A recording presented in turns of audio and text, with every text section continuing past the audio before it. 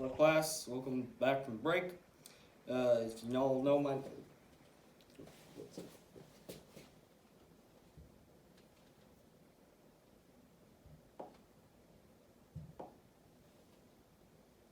There we go. As you all know, I'm Professor Steele, PhD. Today we're going to be talking about the firebombings of Hamburg and Dresden during World War II by the Allied forces.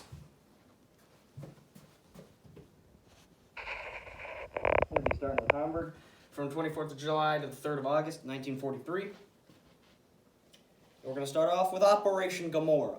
Operation Gomorrah is the combined offensive by the RAF and the United States Army Air Force, which is the United States Air Force today, against Hamburg, specifically the Ruhr industrial area, which is Germany's main industrial belt, with the ideal of destroying Germany's ability to make war machines, because we're still in the middle of the war, and this is a big target area. And so we're going to be using a lot of our special technologies to make an impact here, including chaff, which they called window back in the day. It's basically just dropping small strands of aluminum so that enemy radars bounce them back and they're going to get all confused and won't be able to see your own planes coming. And we're going to be using Pathfinder scouting units. These are going to be de Havilland mosquitoes. I got a really nice picture later in the slideshow to show you guys of the amazing de Havilland mosquito. And these are going to be dropping flares so that the bombers have something to aim off of, basically. The event that's often called the firebombing of Hamburg itself happened on the night of 27th July. And this occurred when a massed British bombing force comprised of the following units bombed the city with bomb loads of 40% incendiary bombs and 60% conventional high explosives to damage buildings and open them up for the incendiaries to pop them and make them burn. And then this night's bombings would create a massive firestorm, which I'll go into detail here in a minute. This is our de Havilland Mosquito. This is our Pathfinder scouting unit. Great plane, love them. And this is the standard bomb load. These are incendiaries laddered around our high explosive. A firestorm is created when a fire reaches a critical point, specifically one in this case on the city, where it's sucking in the oxygen from the surrounding areas, and it's creating winds all around it, which makes the fire grow bigger and vice versa.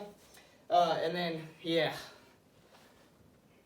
This is an illustration I made of basically what happened here at Hamburg.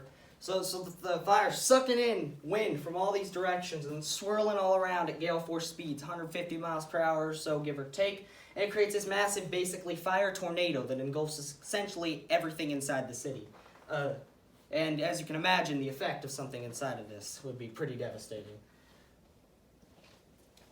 So here we have a quote of, "I struggled to run against the wind in the middle of the street. We couldn't go across the road because the asphalt had melted.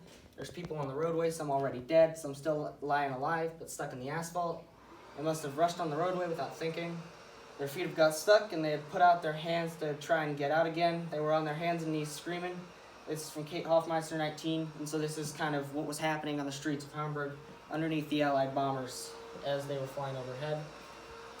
So the firestorm developed into a massive tornado of fire, winds in excess of 150 miles per hour, and temperatures reaching almost 800 degrees Celsius.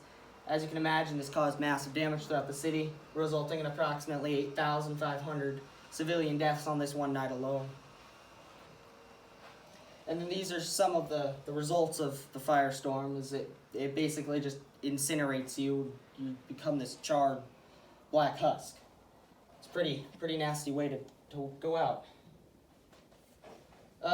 So Hamburg, as an industrial target, is a very valid target of war, as it creates a lot of industrial capacity and it's a big industrial city.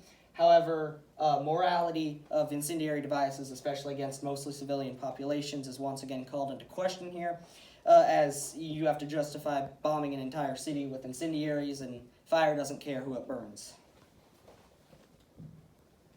And then this is currently the location of the memorial to this. It's at St. Nicholas Church, which has not been restored from when it was burned out during the night. Then we're going to go to Dresden, Part 2. It's 13th to 15th of February, 1945. "Those who have unlearned how to cry will learn it afresh in the destruction of Dresden." Nobel Prize recipient Gerard Hauptmann.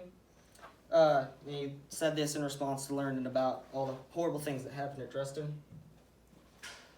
And so between February 13th and 15th, USAF and the RAF conducted 4 raids on the city of Dresden. It was targeted at the Allies due to its use as a communications and logistics hub for the German army. And once again, this happens at night, so it's the RAF. And they are going to create another firestorm. This time, about 25,000 civilians are going to die in this one. They're going to primarily be targeting residential areas because the residential areas in the city are older, so they're wooden construction mostly, and they're going to burn really easily and create a big firestorm. Luckily, no pyro tornado develops here, but it still does have the firestorm effect of the suck. And it's going to just take all of this oxygen from the surrounding area and create a massive inferno in the middle of the city that's going to completely gut large portions of it.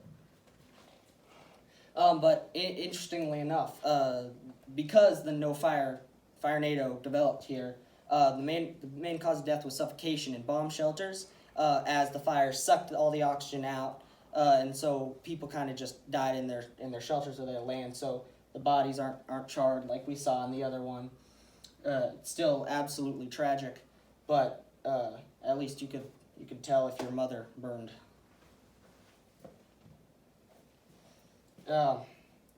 Yeah, lots of deaths. Sorry about that, folks. We'll get right back. Vast majority of deaths deemed caused by suffocation in the bomb shelters. Large portions of the city destroyed. The industrial sector and the rail district was, of course, the main targets. Here's some of our city center. So the city center all burned out. You can see just the little edifices of stone that didn't burn. These are Fine Arts Academy. This was a city renowned for its artistic abilities and culture surrounding it.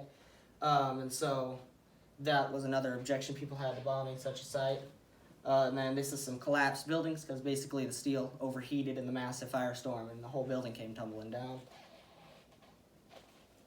The morality of the Dresden raid is much more precarious than the Hamburg one. As a target, it is justified as a logistics and communication hub for the German army.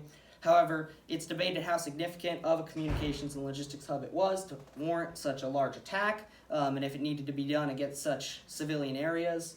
And then it was also objected to as it was a cultural center and had been for many years.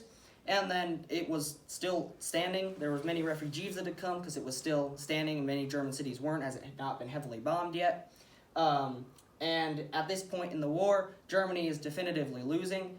So the main justification was to prevent them from being able to possibly come back and do more damage to Allied soldiers, but arguably the war might have ended the same, whether or not this had occurred or not. So there's a lot of debate modern day if this raid was truly worth it or not in the long term. And then this is some of my sources. If you guys want to go check out the National World War II Museum, it's a really, really good one. I like their stuff. Very reliable. And then there's another one I really liked that I think you guys should go check out. It's the BBC. Operation Gomorrah, Firestorm Created Germany's Nagasaki. Really good article by the BBC on that one.